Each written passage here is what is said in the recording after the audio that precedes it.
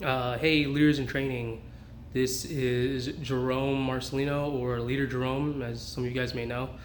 Don't mind all of this. I'm in quarantine right now. I haven't been able to get a haircut in a minute. So, right now, I'm about to make a 5-minute clip for you guys that Erica sent me. A little list of things she wants me to talk to you guys about. So, the first question she wants me to go over, you guys, was why did I choose the military? Sorry if I'm really shaky right now, holding this in my hand. Why did I choose the military instead of going to college like the program always instated?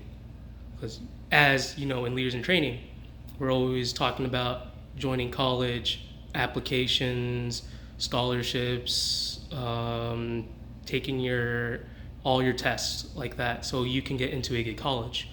Erica wants to know and wants me to let you guys know, why did I choose my choices to join the military instead of, like everyone else, like going to college, going to Irvine or UNLV or CSN or anything like that back in Vegas. The reason why I chose my service was simple. When I was a kid and starting my first day of school, there was a sailor out there. I don't know who that sailor was. I don't know what he was doing or anything, but I knew one thing for sure. That sailor was standing the watch. He was making sure I was safe. Because he wished he was probably back at home in the States, wishing he was with his family and friends, starting family. Sure he does, but he had to stand a watch. Now, when I was going through my classes, studying for my next test, getting my homework done, there was an airman out there, flying a mile high in the sky, standing the watch. Don't you think that airman wishes they were with their kids, helping them study for their tests, helping them with their homework? Sure they do. But no, that airman was standing the watch. When I was out hanging out with my friends, goofing off, drinking sodas, hanging out, painting the town red, having a good time, there was a soldier standing out there, rain or shine, wind or snow, standing a watch at a post in the middle of the night. Don't you think he wishes he was with his friends right now, goofing off, having few drinks, having a good time? Sure he does. But he was standing the watch. When I was graduating from high school, actually, my bad, from high school, there was a Marine out there in a foxhole. Shrapnel flying around, bullets flying, screams everywhere. Pretty sure he wishes he was anywhere except there right now. But no.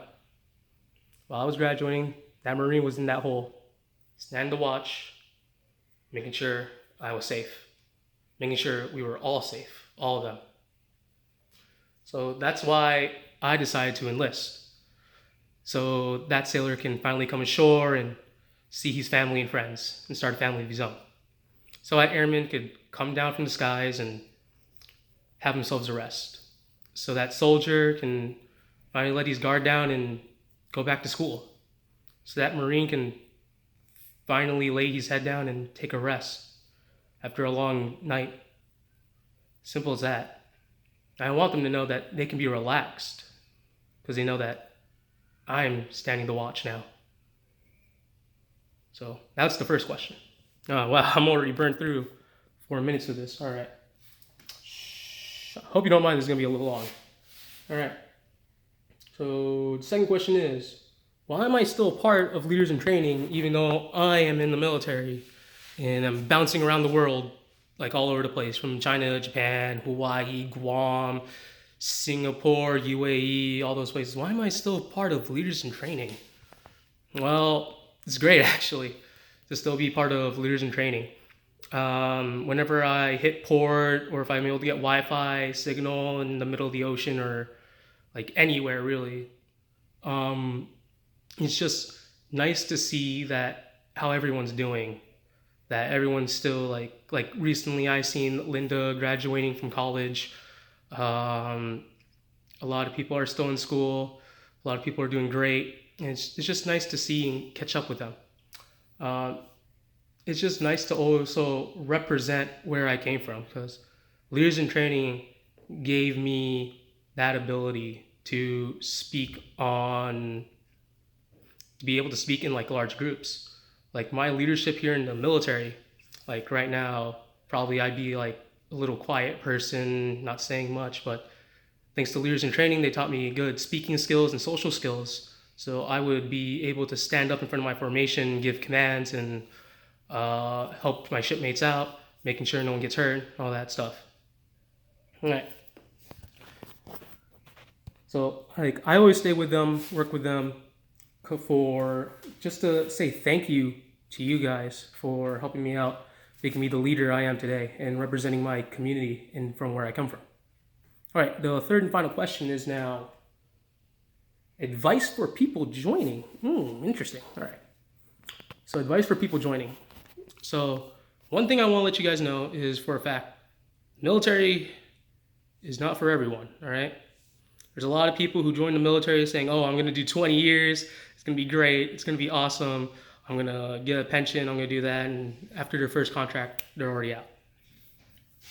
They're doing the military. And then there's some people who join the military and they're just like, oh, I'm only going to do my few years, going to get my, what's it called, my citizenship, and I'm just going to get out the military. Next thing you know, they're 25 years in, and they're just like, man, where are the years gone? Like, I see plenty of sailors who are like that. Just know when you're joining, make sure that, doesn't matter if it's Army, Marine Corps, Air Force, or Navy, have a good ASVAB score. Because the higher your score, if you're actually considering to join the military, the higher your score for the ASVAB, the more choices you have. You could be wanting to join the Army as infantry, but next thing you know, you have a really high score in like engineering and mechanics, and they're just like saying like, hey, it looks like according to this test, you would be a great tank pilot or something like that. That was good, man. Just doing like a video. Another thing. Don't be colorblind. If you're colorblind, you're fucked. Oh, yeah. Doesn't matter how. I got an 88. 88? Jesus Christ. All right. So another thing.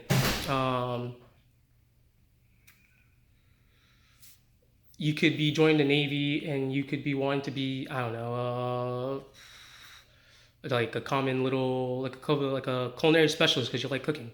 And next thing you know, like, wow, my ASVAB score says I can be a nuclear physicist or something like that. Working on like a nuclear engine on a carrier. You could be wanting to be like an engineer, and then next thing you know, you're a Navy SEAL for all we freaking know. Sorry about that.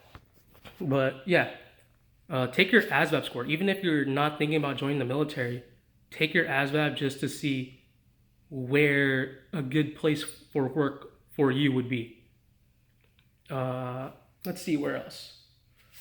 Another advice I have to give with the military is, we call it in the Navy, pick your rate, choose your fate. So that means before you pick your job in the military, do your research on it. So right after you take your ASVAB score, go into the military, go into like their websites, Navy, Army, Marine Corps, or whatever. Type in your score and then see what you qualify in. So you know, hey, maybe I should retake my ASVAB, or like what should I study up on more on my ASVAB? Like things like that. Because the higher your score, like I said, higher your score, the more options you have. Now, as you probably heard from my friend Garcia on the side, yes, it is true, if you are colorblind, you will be disqualified from some rates. Just like me, I'm disqualified for, I have to wear glasses. Now, because of that, the Navy won't let me take any aviation jobs. So do take that in mind. All right, so that's about the 3 questions Erica has sent me. I'm about, already like 4 minutes over my allotted time. I was only allowed 5 minutes. But, just want to say, Leaders in Training, you guys are doing a great job. Stay safe out there and keep up the good work. Shipmate out.